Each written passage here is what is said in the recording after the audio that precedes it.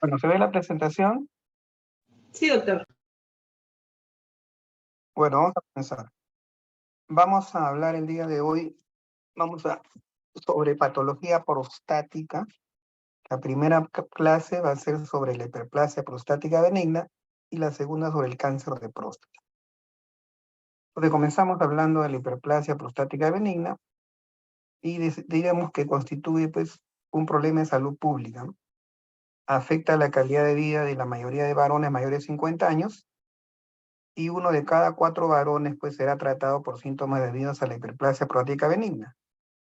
La incidencia afecta a 30-50% en varones mayores de 50 años. Entonces va a ser importante siempre tener la edad del paciente antes de poder nosotros hablar de hiperplasia prostática, ¿no? Tiene que ser por lo menos un varón alrededor de los 50 años, ¿no? Pero no puede haber una hiperplasia prostática benigna en un varón de 30 años, de 25 años, ¿no? Está tirado los pelos, ¿no? Siempre hay que fijarnos en la edad del paciente. Entonces, este es un problema de varones ya mayores, generalmente 50 años, alrededor de los 50 años.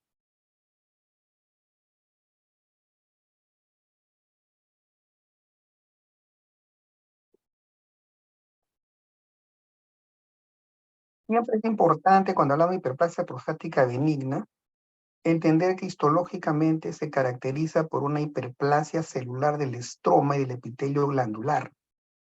La hiperplasia prostática benigna puede llevar a un crecimiento prostático y producir una obstrucción al flujo urinario, demostrada por pruebas de hidrodinamia, sobre todo por una flujometría.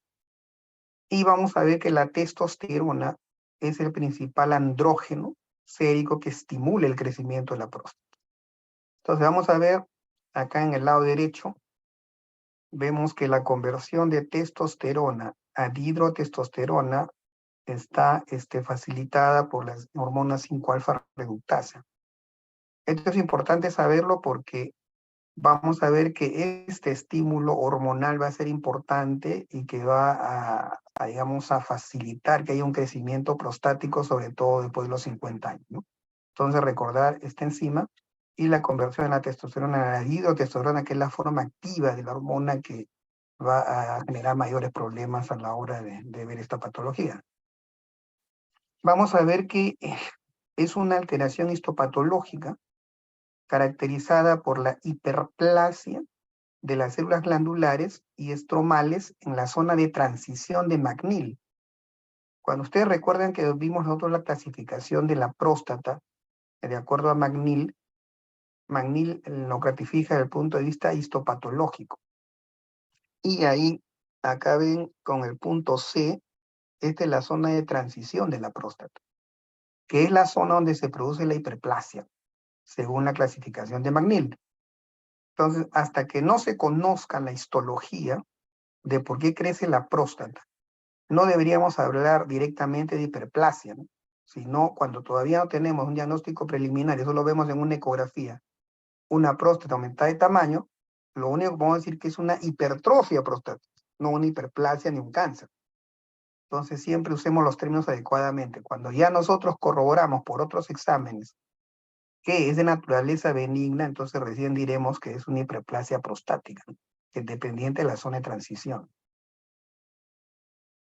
Vamos a ver que usualmente este crecimiento benigno de la próstata va a generar síntomas del tracto urinario inferior que finalmente pueden producir una obstrucción a la salida vesical. Entonces recordemos que la hiperplasia es un fenómeno de naturaleza benigna y no predispone ni tiene ninguna relación con el cáncer de próstata, ¿no? Es un crecimiento de naturaleza benigna, entonces no predispone ni tiene ninguna relación con el cáncer de próstata. El aumento del volumen prostático no necesariamente está ligado al grado de obstrucción ni a la intensidad de los síntomas urinarios en un paciente. Entonces siempre hay que recordar eso, ¿no? O sea, no tiene que ver mucho que tenga una próstata grande para pensar de que eso nos va a dar un fenómeno de obstrucción o nos va a dar una intensidad en los síntomas a nivel prostático.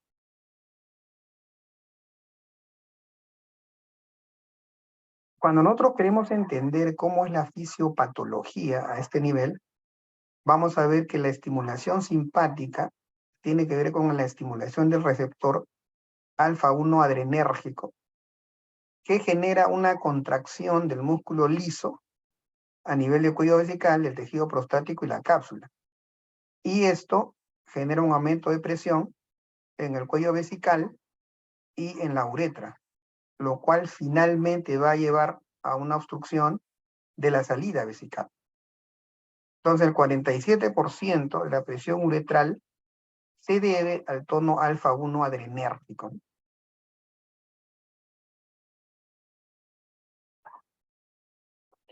Entonces, cuando nosotros nos preguntamos cuál es el mecanismo de la obstrucción vesical, vamos a ver que hay un componente dinámico y hay un componente estático. El componente dinámico tiene que ver con el tono simpático, que aumenta la resistencia a nivel del cuello vesical, aumenta la resistencia a nivel de la uretra y aumenta la resistencia en el tejido prostático en general. Y el componente estático propiamente dicho tiene que ver con la presencia física del tejido prostático per se, ¿no? Que aumenta en volumen.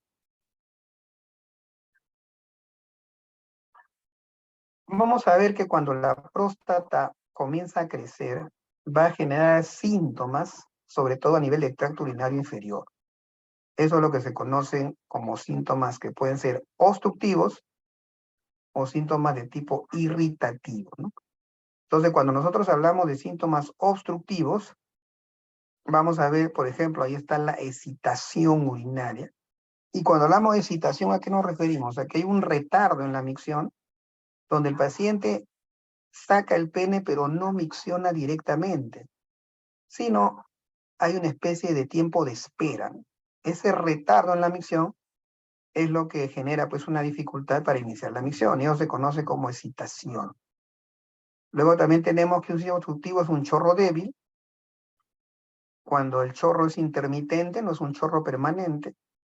Cuando hay un goteo postmiccional, ¿no? Termina de orinar y queda goteando la orina, o cuando hay un vaciado incompleto de la vejiga, el paciente orina y se queda con la sensación que no eliminó todo y que quiere volver a seguir orinando. O cuando el paciente tiene que pujar, cuando hace un pujo miccional. Todos estos son síntomas de tipo obstructivos.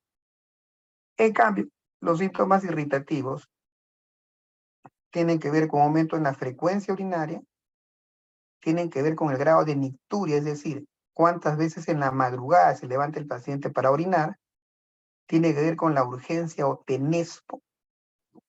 El tenesmo tiene que ver con la urgencia, ¿no? La desesperación que tiene el paciente para buscar un baño prontamente si no se orina en la ropa. También como síntoma irritativo está la disuria y la incontinencia urinaria.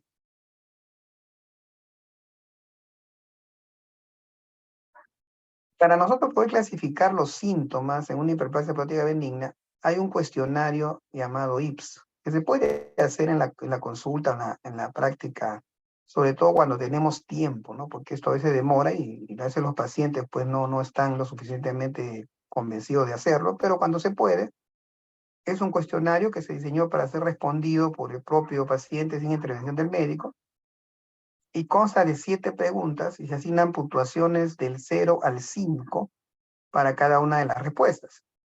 Entonces, los pacientes pueden clasificarse como levemente sintomáticos cuando la puntuación del IPS es entre 0 a 7, moderadamente sintomático cuando la puntuación va del 8 al 19 y severamente sintomático cuando la puntuación va de 20 a 35. Cuando se hace un examen físico de la próstata, se tiene necesariamente que hacer el tacto rectal, ¿no? El examen dígito rectal. Entonces vamos a ver que esta técnica previamente se debe aplicar una cantidad suficiente de lubricante en el dedo índice, que es el que se va a usar, antes de introducirlo delicadamente, ¿no? Hay que ser muy cuidadosos con esto, iniciando en el canal anal y finalmente llegando hasta el recto. Entonces, ¿qué es lo que usualmente vamos a encontrar nosotros en una próstata? ¿O qué es lo que debemos buscar? Entonces, tenemos que evaluar acá la consistencia, es decir, usualmente si es fibroelástica, ¿no? O es elástica, o es pétrea, ¿no? Cuando es fibroelástica es clásico de una hiperplasia prostática benigna, y cuando es pétrea o dura es clásico de un cáncer de próstata. Eso es una de los parámetros más importantes que tenemos que saber evaluar en un paciente cuando hacemos tacto rectal. Después también la superficie, es una vez lisa irregular, o es irregular como en el cáncer de próstata. El tamaño, ¿no? Normalmente el tamaño de una nuez debe ser la próstata. Cuando es medianamente grande es como una mandarina. Y es grande cuando es tamaño de una naranja, más o menos cuando se dan el tacto, ¿no? Los límites pueden estar bien o mal definidos. Y la movilidad normalmente es móvil o adhería a planos vecinos, ¿no? Eso nos va a hablar si hay movilidad o no.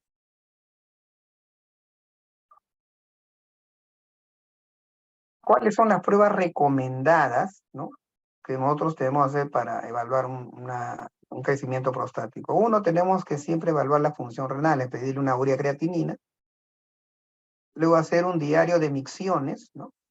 Es decir, cuál es el grado de micturia que tiene el paciente, cuántas veces en la madrugada se levanta a orinar.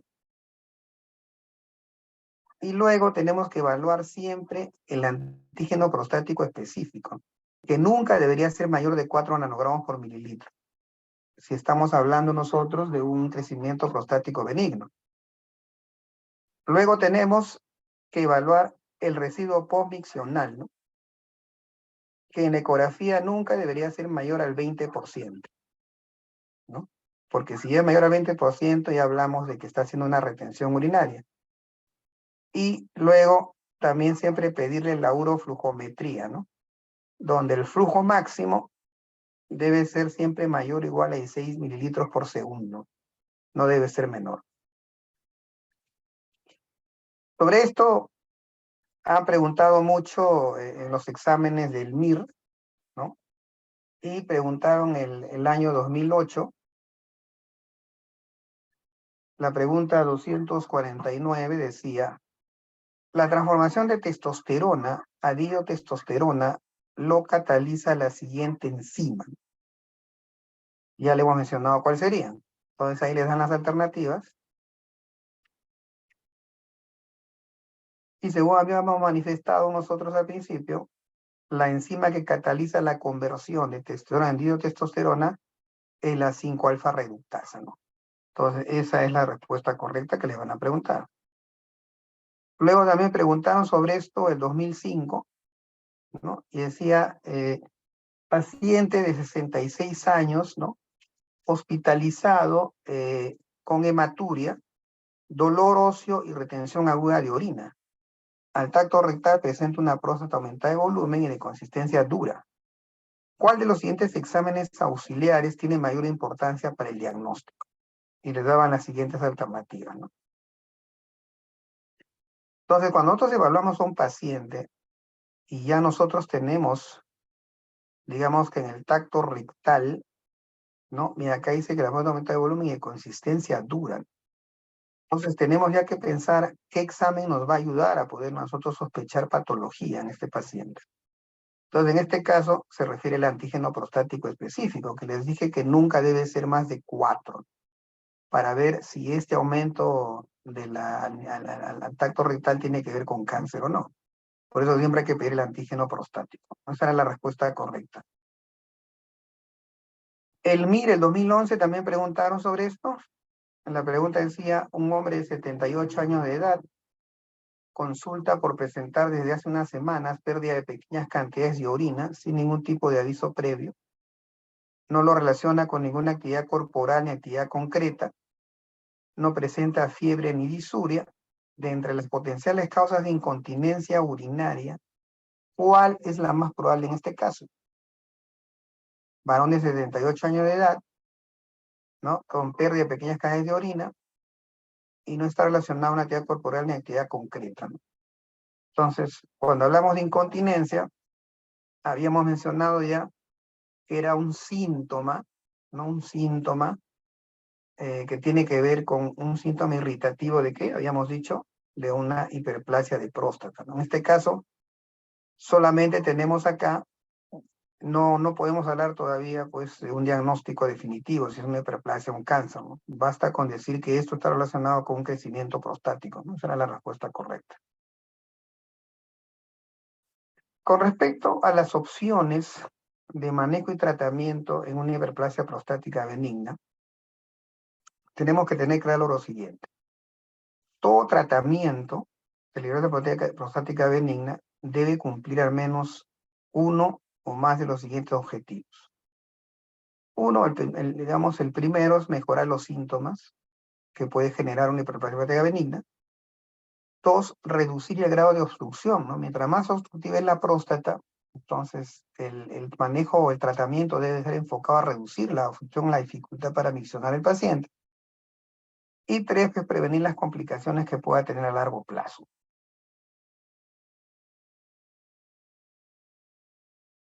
Y la evaluación inicial que hacemos a un paciente es compatible con el diagnóstico de una hiperplasia prostática benigna, ¿qué nos conviene evaluar? Entonces acá tenemos que definir primero si ese paciente tiene indicaciones imperativas de tratamiento quirúrgico o no. O sea, siempre debe operarse o no de la próstata. Y para eso vamos a ver cuáles son las indicaciones que nos dicen que ese paciente tendría que operarse. La primera es cuando el paciente hace retención urinaria. Es el típico paciente con incapacidad de orinar después de al menos un intento con posibilidad de retiro de la sonda. Son pacientes que tienen un debut de retención, van con una retención urinaria aguda, con una vejiga llena, que no pueden orinar, se le pone una sonda. Y cuando uno le da un tratamiento, generalmente con alfa bloqueadores, luego le retira la sonda y el paciente sigue sin poder orinar. Entonces, ese paciente ya definitivamente la única solución o la esperanza que tiene es que esté operado de la próstata. Luego también cuando hay pacientes que tienen una hematuria macroscópica recurrente, ¿no? O sea, pacientes que sangran, que ven en la orina, hasta eliminan coágulos por crecimiento prostático. Y esto es recurrente, no es una vez, sino siempre se repite, también es una indicación de cirugía. Cuando esta hiperplasia prostática se asocia a insuficiencia renal, o sea, cuando daña ya, digamos, o compromete la función del riñón, también debe mejor operarse.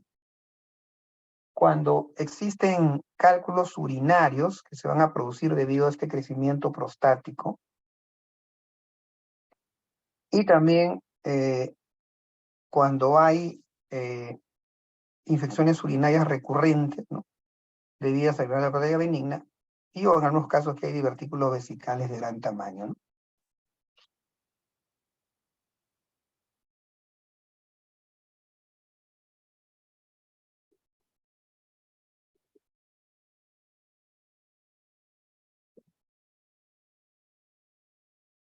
Después tenemos que ver si es que no existen indicaciones, digamos, imperativas, urgentes de tratamiento quirúrgico, ¿qué alternativas tenemos de tratamiento?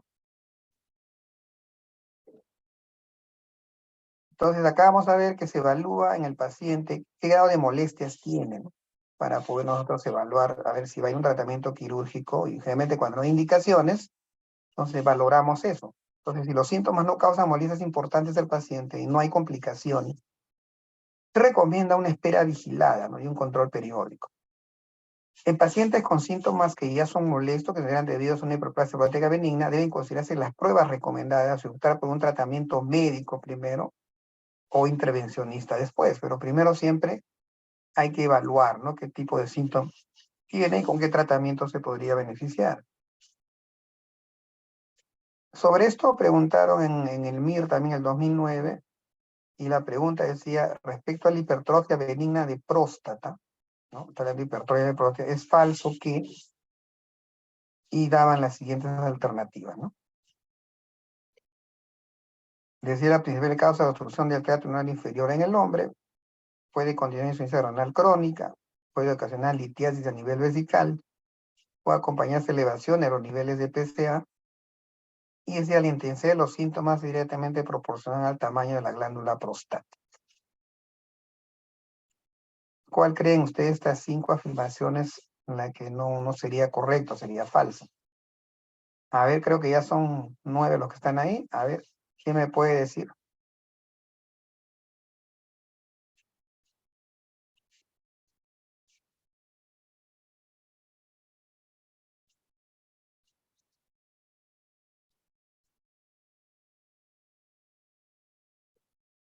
A ver, ¿nadie?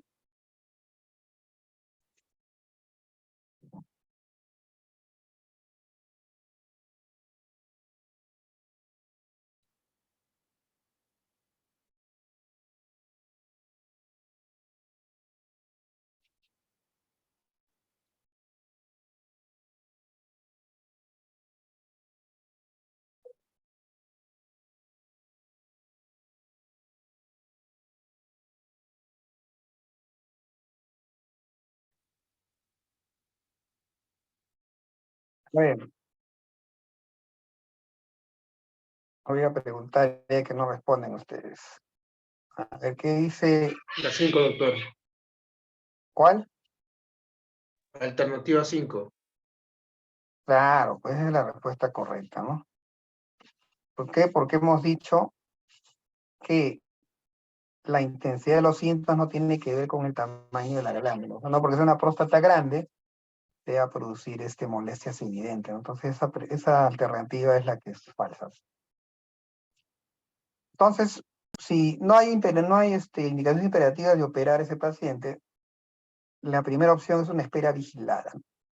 Entonces, muchos pacientes con hiperplasia prostática benigna pueden tener una mínima progresión de sus síntomas a lo largo del tiempo, y la espera vigilada es una opción de manejo válida en todos los pacientes que no tienen indicaciones absolutas de cirugía. Estos pacientes idealmente deben tener un seguimiento y control anual. Yo les recomiendo a los pacientes por los 50 años que una vez al año se deben chequear su próstata, ¿no? Que es lo que se recomienda. Aún así no tengan molestias, siempre hay que evaluar y ver si todo está en orden. Luego tenemos, después de la espera vigilada, ya cuando el paciente requiere un tratamiento médico, ¿no? En Inglaterra el tratamiento quirúrgico es practicado en el 80% de pacientes, mientras que en Alemania solo el 27% de pacientes aceptan este método quirúrgico. En Quebec, la región transuretral de próstata se ha reducido en 25% y la cirugía abierta en 40% en la llegada del tratamiento médico. Esto ha revolucionado el manejo de los pacientes. Y en Estados Unidos, la región transuretral de próstata se ha reducido en casi 50% en los últimos 5 años, ¿no? O sea, esto nos indica que cada vez más los pacientes están optando por un tratamiento medicamentoso, no tanto quirúrgico. Entonces, la primera opción de tratamiento medicamentoso tiene que ver con la fitoterapia. La perspectiva de un tratamiento natural, generalmente para hiperplasia prostática benigna, resulta atractivo si además se encuentra exento de efectos adversos. Estos productos introducidos al mercado farmacéutico no poseen una clara racionalidad en su mecanismo de acción y, sin embargo, han logrado satisfacción en el paciente y una creciente popularidad entre algunos médicos para indicarlo como una primera opción. Dentro de esos preparados fitoterapéuticos y grados poliénicos, tenemos el primer grupo, que son agentes que disminuyen el colesterol, por ejemplo, el citosterol, ¿no? Se supone que si disminuimos el nivel del colesterol en la próstata, se inhibirá su crecimiento y disminuirá su volumen. Después también el extracto de plantas, como el sao palmetto, el Serenova repens, ¿no? Que es una variante del palmito, aunque un ingrediente natural puede estar presente, este no ha sido bien definido, en moderación permanece desconocido, ¿no? Pero mejora mucho el Serenova repens en algunos pacientes que tienen síntomas iniciales, ¿no? Un producto que nosotros usamos, por ejemplo, en la práctica urológica es el Prostanatur Max, que es un extracto de Serenova repens. Luego, ya tenemos como un segundo nivel ya medicamentos propiamente dichos como los bloqueantes alfa-adrenérgicos. Estos actúan como antagonistas de los receptores alfa-1 adrenérgicos que se encuentran en el músculo liso del estroma prostático, de la cápsula prostática, del tejido periuretral y del cuello vesical. O sea, estas zonas a nivel de la próstata y la vejiga tienen estos receptores alfa-1 adrenérgicos. Entonces, estos receptores van a llevar a que disminuya, digamos, disminuya el flujo de orina a nivel de uretra prostática y cuello vesical. Entonces, nosotros bloquear estos receptores, estamos evitando su contracción y por ende el estrechamiento del uso uretral.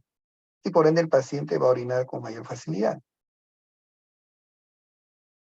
Estos bloqueantes alfa-adrenérgicos, como son la terazocina, la doxazocina, la alfuzocina o la tamsulosina, que es lo que más usamos en la práctica nosotros, tienen una característica, ¿no? Todos causan en mayor o menor grado como efectos secundarios mareos, astenia, hipotensión ortostática y potencialmente pueden disminuir la presión arterial, porque al principio estos medicamentos se descubrieron como tratamientos para la hipertensión arterial. pero luego fueron desplazados por otros y ahora prácticamente se usan con el fin de bloquear los retroadaptogénicos y mejorar el flujo urinario. Pero pueden tener efectos adversos como los que les he mencionado. Por eso que idealmente siempre estos productos se deben recetar para que el paciente los tome en la noche, no antes de acostarse. Cosa que los efectos hipotensores, los mareos o la astenia, no lo afecten mucho en su quehacer diario. Luego, como tercer nivel, ya vamos avanzando en el tratamiento. Como les había dicho, el descubrimiento de que la enzima 5-alfa reductasa, ¿no? Dijimos que catalizaba la conversión de testosterona en dihidrotestosterona. Entonces, esta hormona, esta enzima influye en el progreso de la enfermedad, lo cual llevó a una serie de investigaciones orientadas a ser un inhibidor de esta enzima para disminuir el efecto de la dihidrotestosterona. Entonces, luego se vio que la dihidrotestosterona es la principal responsable de inducir el crecimiento de la próstata. Entonces, cuando nosotros busquemos un tratamiento hormonal, vamos a buscar bloquear el efecto de la enzima 5-alfa reductasa. Y eso se logró y se encontraron fármacos como el finasteride o el dutasteride. Estos actúan inhibiendo a la enzima 5-alfa reductasa y se considera pues una opción terapéutica aceptable en pacientes con la próstata clínicamente aumentada de tamaño y que presentan síntomas molestos o que aún no han desarrollado complicaciones graves. Y tienen la función de impedir, estas impiden el crecimiento benigno de la próstata, diferente a los alfa bloqueadores como la tamsulosin, que mejoran el flujo, pero no impiden el crecimiento prostático. Estos inhibidores, las 5-alfa reductasas, sí van a inhibir el crecimiento benigno de la próstata y reducen definitivamente la incidencia de retención urinaria aguda, ¿no? Y por ende la necesidad de una intervención quirúrgica. Sobre esto preguntaron en el examen del MIR de 2005, y la pregunta decía, uno de los siguientes fármacos debe su eficacia terapéutica en el tratamiento de la hipertrofia benigna de próstata a la inhibición directa de la enzima 5-alfa reductasa, ¿no? Uno de los siguientes fármacos. Tenemos que indicar cuál era ese fármaco que producía la inhibición de la 5-alfa reductasa. Y eran las alternativas que le dieron, y de acuerdo a lo que acabamos de ver, ¿cuál sería la respuesta correcta? ¿Cuál de esos 5 fármacos produce inhibición de las enzimas 5-alfa reductasa? A ver quién me dice.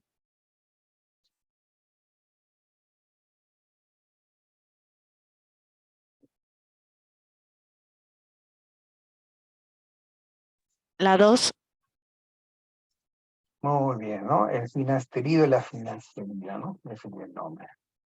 Luego, en la pregunta del MIR, también en 2015, pregunta 107, decía, hombre de 65 años, sin antecedentes médicos de interés, que consulta por un chorro miccional fino, sensación de vaciado incompleto, frecuencia miccional diurna cada 3 horas, y una nicturia 1 a 2 veces en la noche. Al tacto se aprecia una próstata mediana grande, sin nódulos. El antígeno prostático específico PSA está en 0,5 nanogramos por mililitro. Y aporta una ecografía renovesicoprostática que nos indica un volumen prostático de 35 gramos, dice la próstata, con ausencia de residuo postmiccional y sin otras alteraciones valoradas, ¿no? Frente a esto, ¿cuál sería nuestra actitud en este paciente? Decía la pregunta. Y le daba las siguientes alternativas. A ver, léanlas y me dicen cuál les parece la respuesta correcta, cuál debería ser nuestra actitud frente a ese tipo de paciente, ¿no? Con estas características.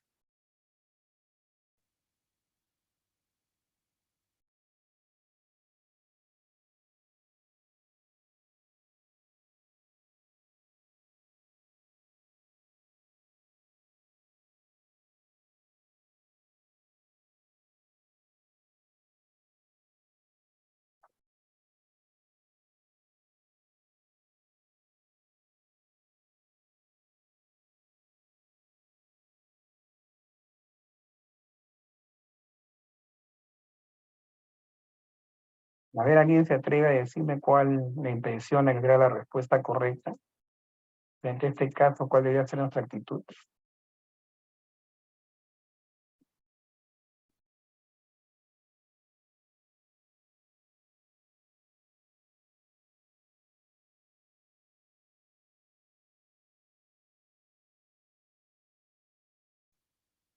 A ver, chicos, opinen. ¿Qué les parece?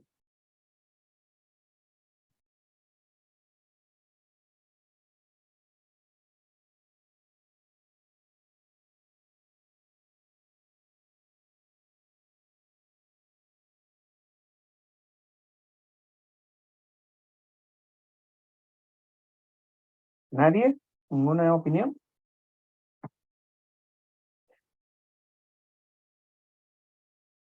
Las primeras tres alternativas, ¿no? Hablan de cáncer. Con un PSA de 0,5, que es menos de 4 nanogramas por litro. ¿Hablamos de cáncer? Les pregunto yo. No.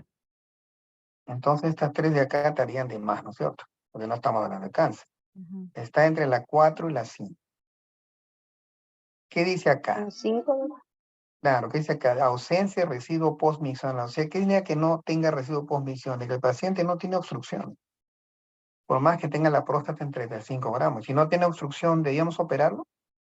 Tampoco. Sería la No, 5. ¿cierto? Entonces, lo único que nos queda es plantear tratamiento con alfa bloqueante cuando dice de hiperplasia próstata benigna, que es la respuesta correcta, no solo alfa bloqueador. El 2014 preguntaron también sobre esto. Decía la pregunta respecto a la hipertrofia benigna de próstata. No es cierto que, o sea, una de estas alternativas es incorrecta. A ver, léanla y alguien me dice qué les parece, cuál sería la respuesta correcta.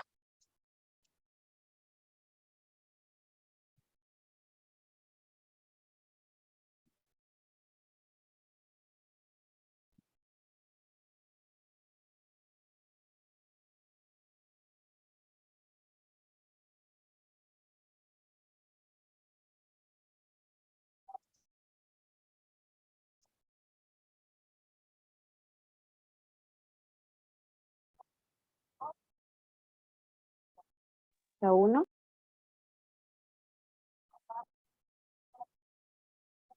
Dice acá, la ecografía abdominal es un método incruento para valorar el tamaño prostático y el residuo postmiccional.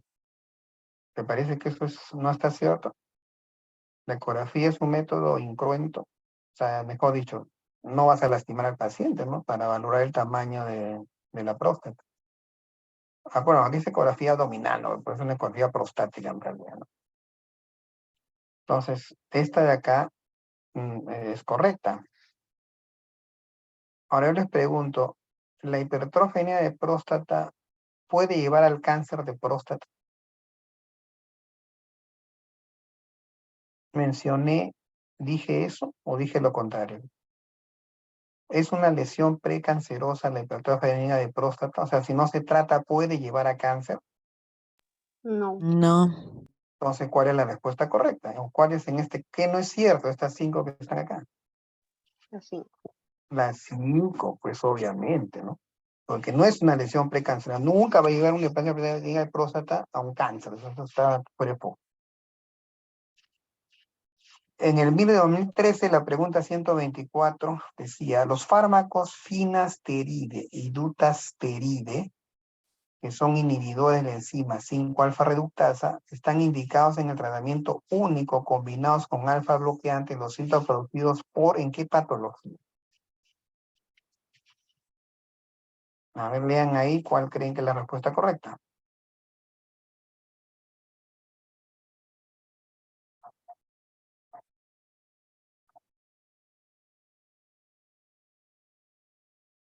La 3. La 3, ¿no? Que se usa sobre todo en el plazo prostática benigna principalmente. Ahora, cuando los tratamientos médicos no son suficientes, en ese caso ya vamos a lo que es el tratamiento intervencionista, ¿no? O las técnicas quirúrgicas que van a quitar tejido obstructivo. Todavía sigue siendo el gol estándar la región transuretral de próstata en la cabeza. Alternativas como la electrovaporización, resección transuretral de próstata con láser verde, que está ahora láser green un poco en moda. La enomectomía prostática transvesical o retropúbica, ya que es una intervención netamente, digamos, invasiva. Entonces, los abordajes quirúrgicos habituales producen la mejoría de síntomas de manera más significativa a largo plazo.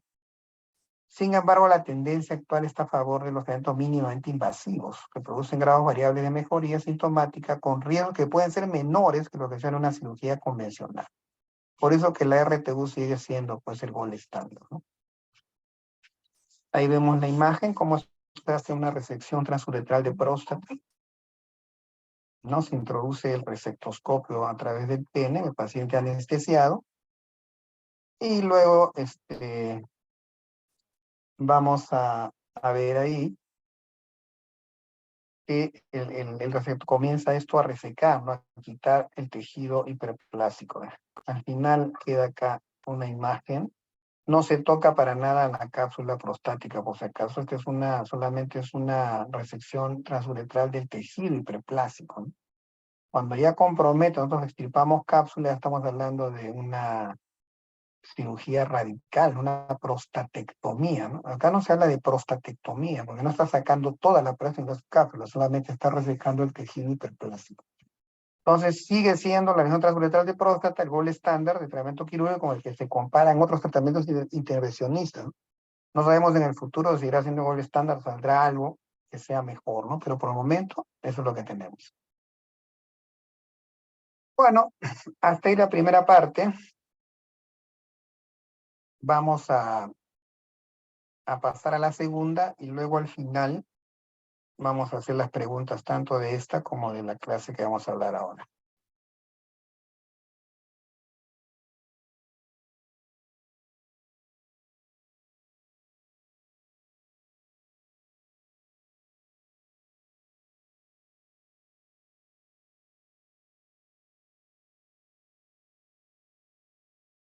¿Se ve? ¿Están viendo la presentación? Sí se ve. Ya vamos a hablar entonces ahora del cáncer de próstata. ¿Ya? Hemos visto la primera parte, la hiperplasia benigna, y ahora hablaremos del cáncer. Estas dos clases son importantes que las revisen después bien, porque cuando hagan la práctica, ¿no? Sobre todo los que todavía no han comenzado, esto va a ser importante que lo tengan claro para que puedan aprovechar siempre la parte práctica. Se los digo, hasta ahora con los chicos que hemos tenido las prácticas, veo que no están leyendo mucho, están descuidando un poco este tema. La idea, como les digo, en la práctica es llevar los conocimientos teóricos, tratar de aplicarlos, ¿no? Pues si no tenemos la teoría, entonces ¿de qué hablamos? Entonces siempre les pido, por favor, esfuércense en revisar los temas teóricos primero para luego por utilizar mejor y aplicar mejor todo lo que tenemos en el conocimiento teórico en la práctica, que no va a quedar al final para el ejercicio de nuestra carrera. Entonces, en eso quiero hacer hincapié porque estoy viendo que no muchos chicos están yendo y a veces no tienen todavía los conceptos básicos claros, ¿no? Entonces, ¿de qué sirve la práctica? Sí, no hay que ser empíricos. O sea, la diferencia, como les digo siempre y lo comparo, cuando yo les hago, por ejemplo, una sesión ahí y les explico lo que es un procedimiento que es un cambio de sonda, seguramente si al técnico de enfermería que está ahí mirando le mando poner la sonda, lo va a hacer mejor que ustedes.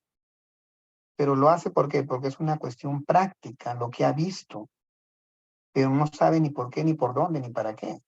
Esa es la diferencia entre nosotros como médicos y el personal que no es médico. Entonces tenemos que tener claro el objetivo teórico para poder aplicarlo a la práctica, ¿no? Bueno, por definición, el cáncer de próstata en los varones, el tumor maligno más frecuente en el Perú, al menos en el Perú, según la estadística, el cáncer de próstata es el tumor maligno más frecuente. Y aparece generalmente después de los 45 años, ¿no? O sea, antes de los 45 años difícilmente pues va a haber cáncer de próstata. Yo a veces veo pacientes, en antes nomás hace 2 horas he visto un paciente en la parte privada que tiene 32 años y le han pedido un PSA, ¿no? Entonces no se pasen, pues, o sea, no se justifica, ¿no? Porque no va a tener cáncer pues a los 30 años, ¿no? Esta es una patología ya de hombres ya mayores. Entonces el cáncer se produce Un ratito voy a habilitar mi puntero. El cáncer se produce cuando algunas células prostáticas mutan y comienzan a multiplicarse descontroladamente. Además, estas células también pueden extenderse desde la próstata hasta otras partes del cuerpo, especialmente hacia los huesos y los ganglios linfáticos, dando paso a las metástasis.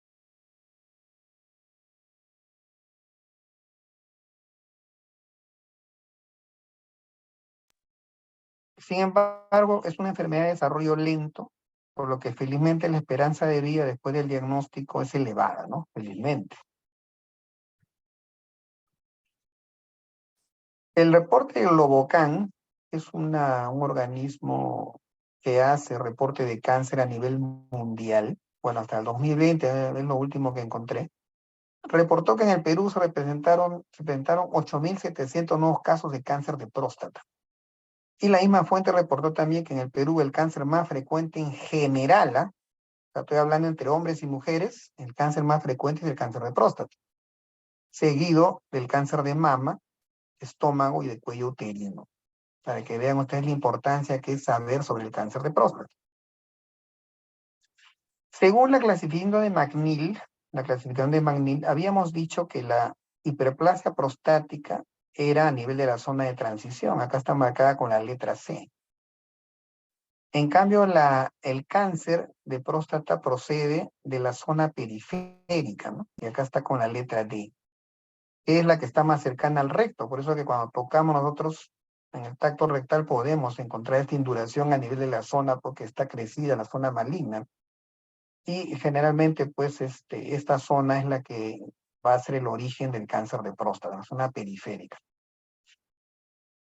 ¿Qué factores de riesgo hay para tener cáncer? Los que son confirmados son los antecedentes familiares o genéticos, ¿verdad? Es decir, una persona, un varón que haya tenido un padre con cáncer de próstata, tiene más tendencia a poder hacer el cáncer. En la raza negra, ¿no? Se ve con más frecuencia.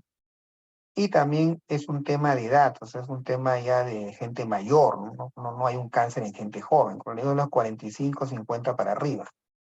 Estos son los antecedentes, los factores de riesgo que están confirmados, ¿no?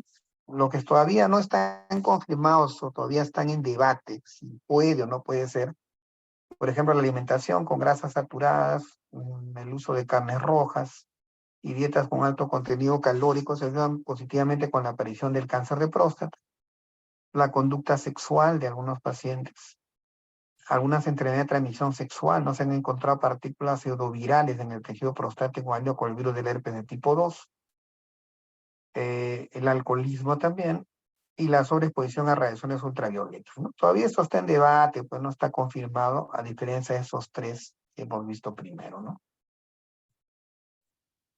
¿Cuál es la clínica o la sintomatología de un paciente con cáncer de próstata? Hay que saber que el hombre que padece cáncer de próstata podría estar completamente asintomático. O sea, el cáncer no siempre se va a manifestar por alguna molestia específica. Sin embargo, hay un grupo que sí puede presentar síntomas, y estos pueden ser, pues, molestias urinarias, ¿no? Y estas molestias urinarias generalmente pueden ser molestias muy similares a una hiperplasia prostática benigna, como dificultad para la micción, excitación, que es el retardo miccional que les expliqué, el goteo terminal, polactiuria, nicturia, un chorro de helo intermitente, la disuria, que es el ardor miccional. Algunos pueden presentar disfunción eréctil, hematuria y hemospermia, ¿no? Es aquellos que eyaculan con sangre. Lumbalgia, coxalgia y dolor en la parte de los muslos. Y esto sobre todo a veces relacionado a las metástasis, ¿no? Para hacer el diagnóstico del cáncer de próstata, ¿no? Existen exámenes selectivos de detección, y lo que siempre debemos hacer es el examen del tacto rectal, el examen dígito rectal. Se debe tocar la próstata a través de la pared del recto para buscar áreas endurecidas o abultadas, y si estas se encuentran, se debe indicar una biopsia de la próstata, al margen del valor que pueda tener el PSA. O sea, cuando nosotros usamos un tacto rectal y encontramos una próstata con zonas endurecidas, o sea, no tenemos que esperar todavía que tenga un PSA. Ya este es un indicador de que debe ir a una biopsia. Más aún, obviamente, si tiene un PSA elevado, ¿no? Pero solamente el tacto ya nos indica y nos obligaría a algunos pacientes a indicarles una biopsia. Luego tenemos el dosaje del antígeno prostático específico PSA, que se obtiene a través de un análisis de sangre, ¿no? El antígeno prostático específico es una proteína que es producida por las células de la glándula prostática, pero que también se sintetiza en otros tejidos como el páncreas o las glándulas salivares. O sea, no es exclusiva de la próstata. También se puede producir ese antígeno prostático en el páncreas o glándulas salivares. Sin embargo, un nivel elevado del PSA puede ser también causado por una hiperplasia prostática benigna, ¿no? O sea, no siempre hay que condenar al paciente de buenas a primeras que tiene un cáncer cuando el PSA está elevado. Una prostatitis también nos puede elevar el PSA. Por eso yo a veces le doy al paciente antes de decirle o mandarle una biopsia o siempre le doy un tratamiento previo, ¿no? Finalmente para combatir alguna prostatitis, de ahí le repito el PSA. También en pacientes que han eyaculado poco antes del examen puede elevar el PSA, o aquellos que han montado bicicleta un largo trecho, ¿no? Sobre todo bicicletas de carrera, donde generalmente el asiento es angosto y va sobre la zona entre los testículos y el recto. Y en pacientes que reciben tratamiento con testosterona también pueden elevar el PSA. Sin embargo, el cáncer de próstata pues, generalmente produce un nivel mucho más elevado al PSA, ¿no? O sea, comparado a estas causas. O sea, es un nivel marcadamente elevado, ¿no? Pero hay que tenerlo en cuenta siempre para la disquisición. Entonces vamos a ver que el antígeno prostático específico, o PSA, cuando tiene valores entre 0 y 2, menos del 1% de estos pacientes pueden tener cáncer. Cuando el valor está entre 2.1 y 4, puede haber un 15% que tenga cáncer. Miren, al margen de que no sea un PSA francamente elevado. Pero cuando ya está sobre 4, pues entre 4 y 10, ya el porcentaje aumenta al 25%, ¿no? Para que vean de ahí la probabilidad de cáncer en base a los valores. El cáncer metastásico de próstata ya es incurable, ¿no? Y se vuelve un problema familiar, económico, laboral y social. Y sospechamos del mismo cuando las cifras del PSA son mayores de 20 nanogramos por mililitro, ¿no? Una vez que encontramos un PSA elevado, tenemos que ver qué grado de elevación tiene. Si está por encima de 20, ya tenemos que pensar de que este cáncer hasta puede estar ya extendido, ser metastásico. Entonces, para interpretar los resultados del PSA hay que tener claro otro tema, ¿no? Normalmente, cuando es menos de 4, la probabilidad de tener cáncer es muy pobre. A pacientes se le informa que no hay probabilidad. Cuando es más de 10, sí hay marcada probabilidad de que pueda tener un cáncer. Pero cuando está entre 4 y 10, ¿no? Cuando tiene 5, 6, 7, 8, 9 nanogramos por mililitro, esta zona todavía es lo que se conoce como una zona de duda, ¿no? Se conoce como la zona gris. Y en esta zona gris, ¿no? Normalmente nosotros tenemos que evaluar un tema si va a ser necesario o no hacer una biopsia de próstata. Si es más de 10, definitivamente debe ir a biopsia, pero si está entre 4 y 10, entonces en esos casos nada más se aplica y se le pide una segunda prueba, que es la fracción libre del PSA. O sea, la que vimos inicialmente, entonces debe ser el PSA total, ¿no? Es el PSA que está, digamos, ligado a proteínas, pero hay una fracción libre que es el PSA libre, que la pedimos solamente cuando estamos en la zona gris, entre 4 y 10. Y en base a eso hacemos un porcentaje, ¿no? Un índice de PSA, que es la proporción de la cantidad de PSA que circula libre en comparación con el total del nivel del PSA en sangre. Y se calcula como un porcentaje del PSA total, y dicho porcentaje se hace menor en los hombres que tienen cáncer de próstata, por lo cual se recomienda hacer una biopsia de próstata en aquellos hombres que presenten un porcentaje de PSA libre igual o menor al 20%. Nosotros hacemos una comparación, ponemos el PSA total como 100% y el PSA libre lo calculamos qué porcentaje es de ese PSA total. Si el porcentaje es, digamos, igual o menor al 20%, esos pacientes deben hacerse una biopsia obligatoriamente. Pero si el porcentaje es mayor al 20%, entonces, por más de que tenga un PSA mayor de 4, pero menos de 10, puede todavía esperar, ¿no? No hay que someterlo a una biopsia necesaria. Sobre esto preguntaron en el ENAM el 2003 y decía la pregunta, en términos generales, el valor normal del antígeno prostático específico se expresa según la edad y acepta un rango de, la pregunta era esa, ¿en qué rango está el antígeno prostático como valor normal? Y les daban estas alternativas. ¿Cuál sería la respuesta correcta? ¿Cuál es el valor normal del antígeno prostático? ¿Quién me dice?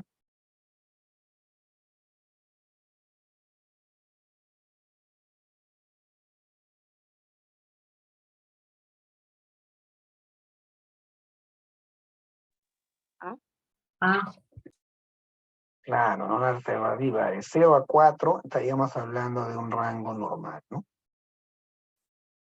Luego preguntaron también el 2005, en el ENAM decía, paciente de 66 años hospitalizado con hematuria, dolor óseo y retención aguda de orina. Al tracto rectal presenta una próstata aumentada de volumen y de consistencia dura. ¿Cuál de los siguientes exámenes auxiliares tiene mayor importancia en el diagnóstico? Decía la pregunta. Y les daban esas alternativas, ¿no? Paciente de 66 años de edad, que en el tacto rectal la próstata está aumentada de volumen y de consistencia dura. ¿Cuál de estos 5 le pedirían ustedes para poder ya tener una opinión clara?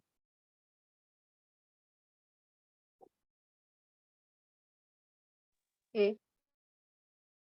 El antígeno prostático específico, ¿no? Entonces, si es de antígeno prostático específico, se encuentra elevado, más la conjunta dura, ya nos daría prácticamente un 90% de posibilidades que sea un cáncer de próstata. Obviamente lo va a confirmar la biopsia, ¿no? Pero en temas de aproximación ya tendríamos una idea, ¿no? También me preguntaron en el 2006 sobre esto, decía varón de 42 años de edad con antecedente el abuelo paterno muerto por cáncer de próstata, antecedente familiar. Al tacto rectal se encuentra próstata normal, pero el antígeno prostático específico dice que estaba en 4 nanogramos por mililitro y tenía un PSA libre en 20%. ¿Cuál es la conducta a seguir? Decía la pregunta. Varón de 42 años, con antecedente de abuelo paterno muerto por cáncer de próstata, en el tacto rectal se encuentra normal, o sea, no hay zonas endurecidas. El PSA está en 4 nanogramos por mililitro y el PSA libre se ha calculado que es el 20%. Entonces la pregunta decía, ¿cuál es la conducta a seguir? A ver, lean las alternativas y me dicen cuál les parece la más correcta.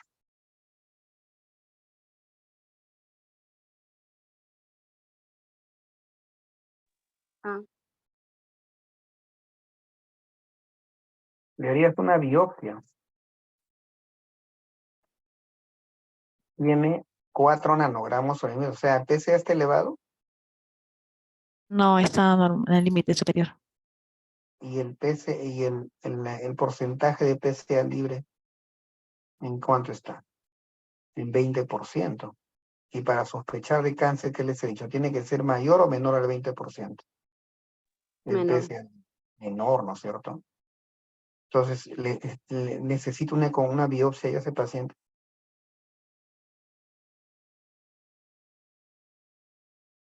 Ecografía.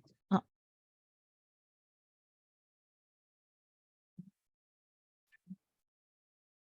A ver, revisa.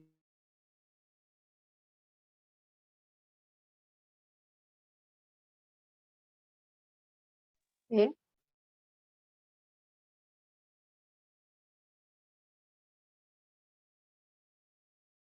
Entonces, la alternativa correcta es la alternativa E, ¿no? O sea, bastaría con hacerle un PSA y un tacto rectal cada año, ¿no? A partir de esta fecha, obviamente, ¿no? Para ver si esto varía, bueno. Pero todavía no haríamos nada más, ¿no? Entonces, la confirmación diagnóstica en un cáncer de próstata tiene que hacerse la biopsia, ¿no? Para poder confirmar. Y esta biopsia es a nivel transrectal, se realiza una extracción de tejido prostático para buscar identidad de células cancerosas. La biopsia es el único método seguro para diagnosticar el cáncer de próstata. y se realiza pues insertando en la próstata una aguja a través del recto. Idealmente la ecografía transrectal debería usarse para guiar la posición ideal de la aguja de biopsia, como de este esquema. Y finalmente, una vez que se extraen las muestras, el patólogo debe revisar el tejido extraído en busca de células cancerosas. Cuando se ve la patología, se ven más o menos estas imágenes. Una vez que uno ve la patología, va a establecer lo que es el score de Gleason. Eso lo va a entregar el patólogo. Entonces, en el cáncer de próstata, la estructura del tejido presenta células con diferentes grados de alteración. No es homogéneo todo. Entonces, el patólogo les va a informar sobre dos de los patrones o grados más comunes que va a encontrar, ¿no? Puede ser grado 1, 2, 3, 4, 5. Mientras más alto es, más es desorganización de la estructura y el tumor es más agresivo, ¿no? Entonces, con eso se hace la puntuación o score de Gleason, que es el resultado de la suma de los dos grados más comunes y sirve para establecer el pronóstico sobre el paciente. Por ejemplo, si el grado más común o patrón primario de las células de una muestra de tejido es el grado 3, por ejemplo aquí, seguido por un grado 4, ¿no?, que es un patrón secundario, la puntuación de Gleason final para esta muestra sería la suma de ambas, ¿no? 3 más 4, 7, ¿no? Ese sería el Gleason para ese paciente que tiene esas características.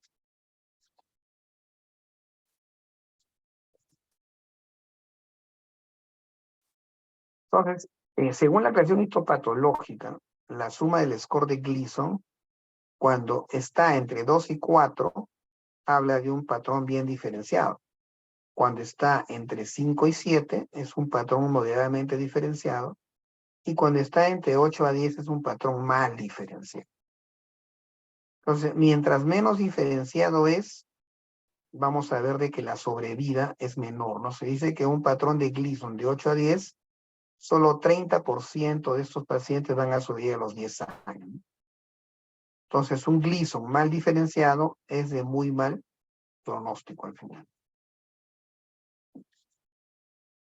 En el ENAM preguntaron sobre esto en 2005 y decía la pregunta: paciente de 65 años con prostatismo, al tacto rectal presenta una próstata aumentada de volumen y el antígeno prostático PSA está elevado.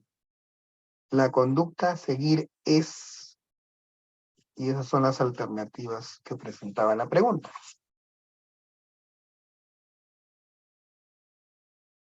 ¿Cuál creen ustedes que sería la respuesta correcta?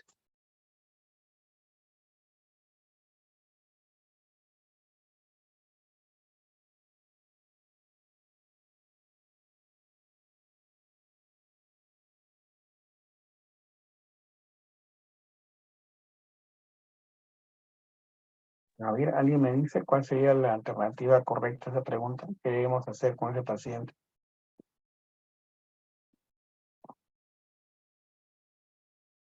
La A. Claro, ¿no? Es un paciente ya que tiene un antígeno prostático elevado, ¿no?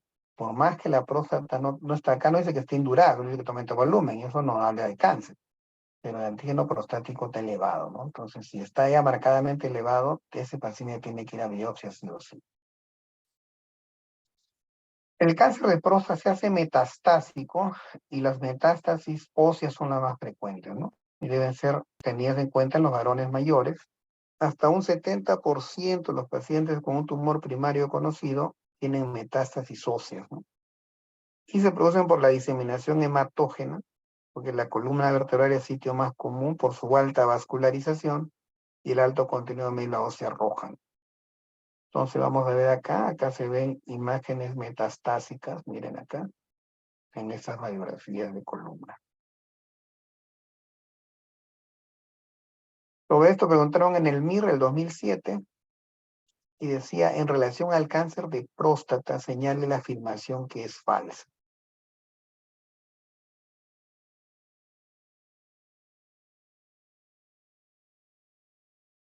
La que es falsa. Leanla así, ¿cuál les parece que es falsa?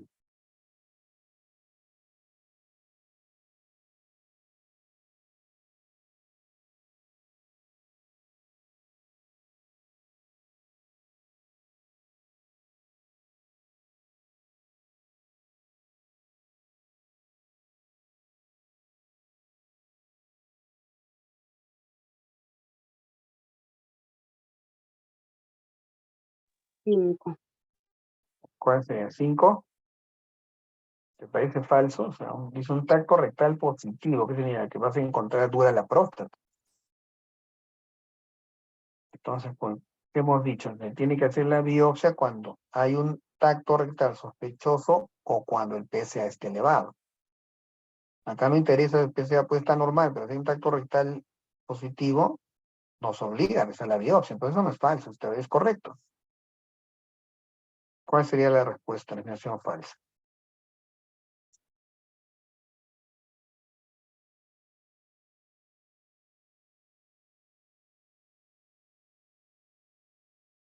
A ver, ¿nadie más se le ocurre otra respuesta?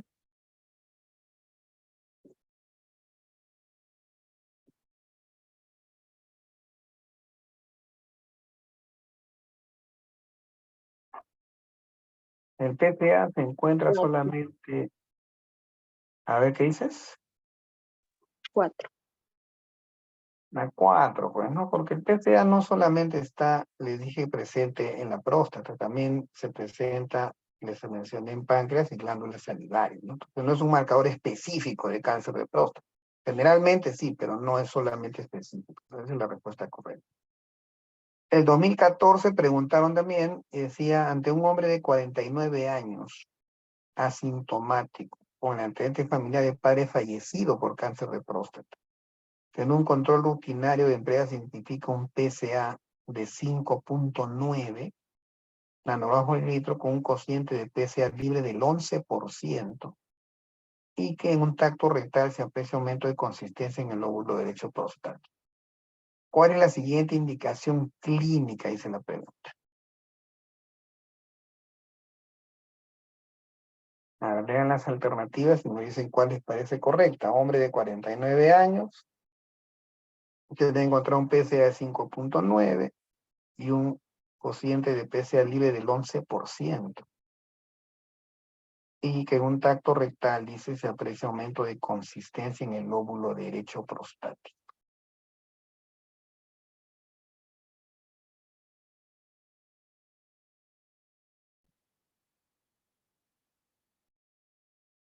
¿Cuál es la respuesta o la indicación clínica? ¿Qué es lo que se tiene que hacer?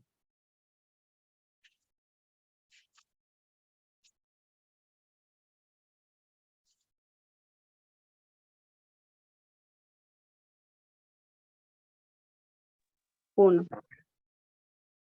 Claro, ¿no? En este caso, lo que les había dicho, o sea, este paciente tiene que ir a biopsia por varias razones, ¿no? Uno, porque miren, tiene un PSA, está en la zona gris y tiene un cociente de menos del 20%, 11%. Entonces, eso no indica, y aparte tiene el tacto, entonces se tiene que ir a biopsia sí o sí, no que otra cosa. El 2010 preguntaron en el MIR, decía, un hombre de 60 años consulta por dolor lumbar. En el estudio se observa anemia y lesiones blásticas en columna dorsal y lumbar. ¿Qué prueba solicitaría en primer lugar para el diagnóstico?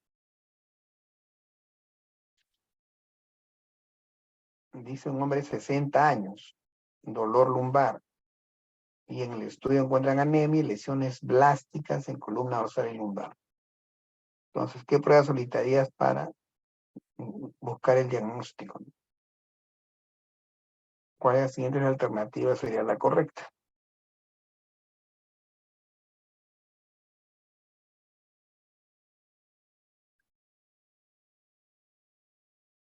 ¿Cuál les parece la respuesta correcta?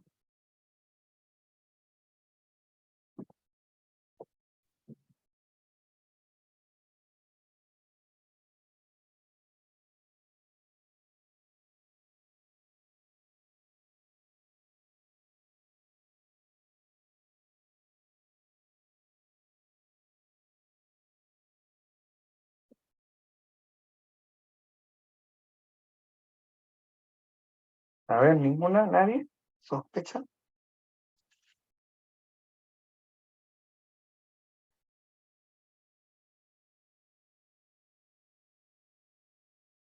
Bueno, 4. hay que pedirle pues el PSA, ¿no? O sea, lo primero, pues chicos, ¿no? ¿Qué le vas a pedir la primera radiografía de columna, camografía para que biopsia médula ósea, ¿no? Hay que pedirle primero un PSA, ¿no? Para estar seguros o tener una idea si esto es una lesión metastásica de un cáncer de próstata, ¿no? Entonces el PSA nos va a ayudar. El cáncer de próstata también generalmente se hace examen de estadificación para planear el tratamiento. No es necesario saber la extensión, si es un estadio 0, etapa 0 de la enfermedad. Y hacemos la clasificación TNM, ¿no? El tumor, qué tan grande es el tumor primario, dónde está ubicado, lo clásico en todo cáncer, el ganglio, el tumor se disemina en los ganglios linfáticos, de ser así a dónde y cuántos. La metástasis de cáncer se extendido hasta la pared del cuerpo, de ser así a dónde y en qué medida, ¿no? Siempre eso hay que hacer el estudio, ¿no? Y tenemos el estudio del TNM, tenemos 4 estadios, donde vemos nosotros, ¿no? Los niveles de extensión. Y usualmente lo que interesa de esto es que se llama cáncer de próstata localizado, órgano confinado, al cáncer que prevalece solamente dentro de la glándula. Es decir, que no invada la cápsula y que no se extendió a otras partes del cuerpo. Entonces hablamos de un T1, que está acá, o un T2. No, ese es el cáncer de próstata, el órgano confinado. ¿No? El resto ya es cuando se extendió la cápsula. Entonces, el T1 y el T2. Cuando nosotros planteamos un tratamiento quirúrgico para el cáncer, tenemos que ver en qué casos aplicamos un tratamiento radical, ¿no? Las técnicas de elección del tratamiento radical, la primera es una prostatectomía radical retropúbica, con conservación de las bandeletas neurovasculares, ¿no? Y la otra opción es hacer la prostatectomía de forma laparoscópica, ¿no? Que es la tendencia. Sin embargo, cuando se hace de manera retropúbica, ¿no? Se extirpa toda la próstata de los ganglios linfáticos cercanos por medio de una incisión o un corte en el abdomen.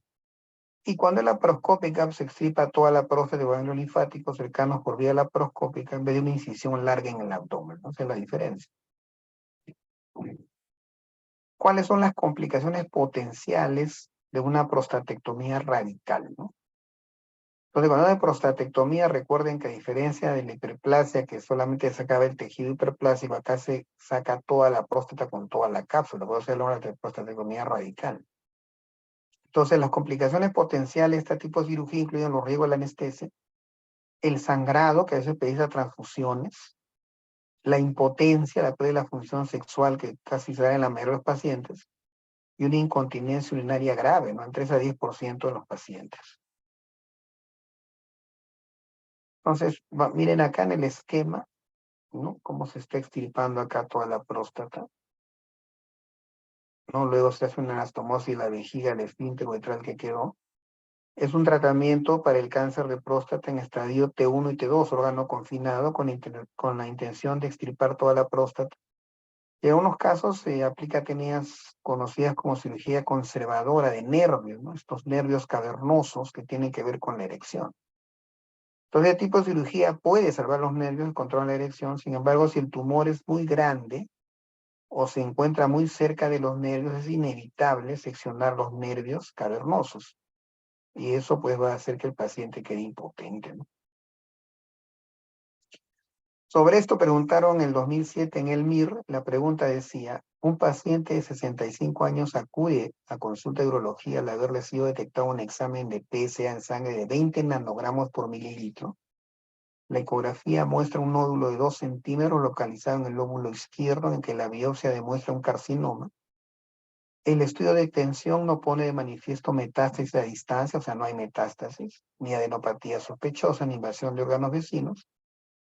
Le realiza una prostatectomía radical y la pregunta es, ¿cuál de los siguientes parámetros tiene importancia pronóstica? Y esas fueron las alternativas que presentaron. A ver, revísenlas y me dicen si a alguien se le ocurre cuál sería la respuesta correcta. ¿Cuál de esos parámetros tiene importancia de pronóstico?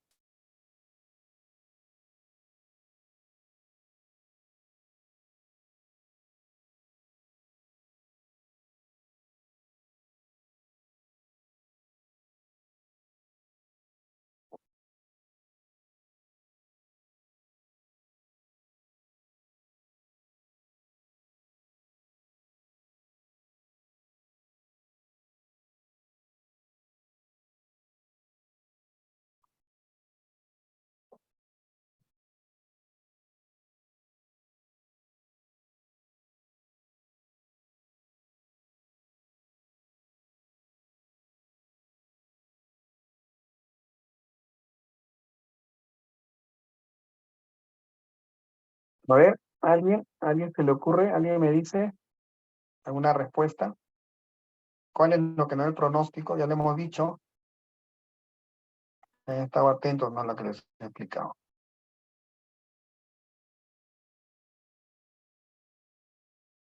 ¿Nadie?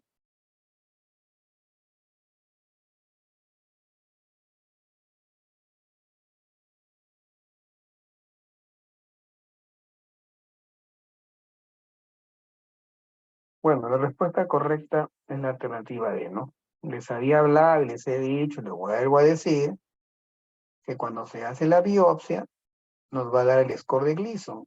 Y el score de Gleason nos va a dar el grado de agresividad del tumor, ¿no? Y este nos habla de la sobrevida del paciente, es el pronóstico.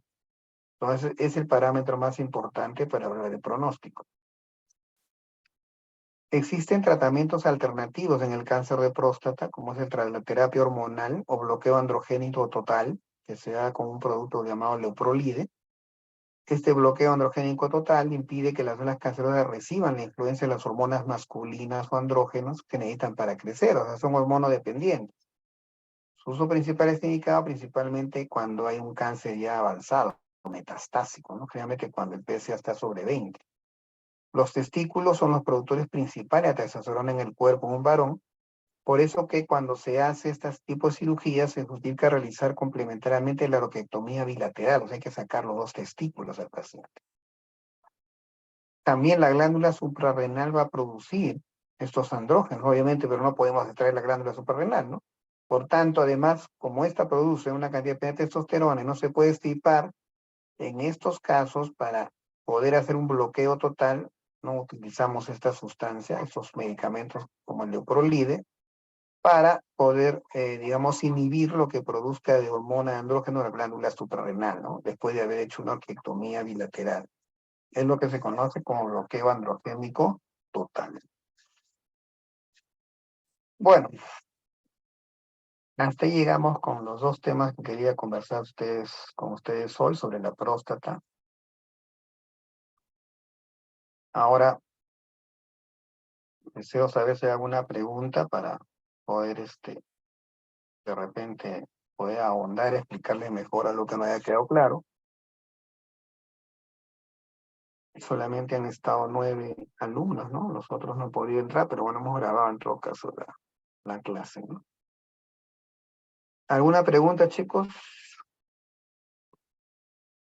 Esta clase la van a revisar bien. Yo le estoy ya enviando el material a su delegado, ¿ah? Porque esto este, es importante que ustedes lo tengan claro porque lo van a ver en la práctica. Entonces tiene que tener bien clara la teoría para poder manejar ese tipo de pacientes. ¿Alguna pregunta, alguna duda?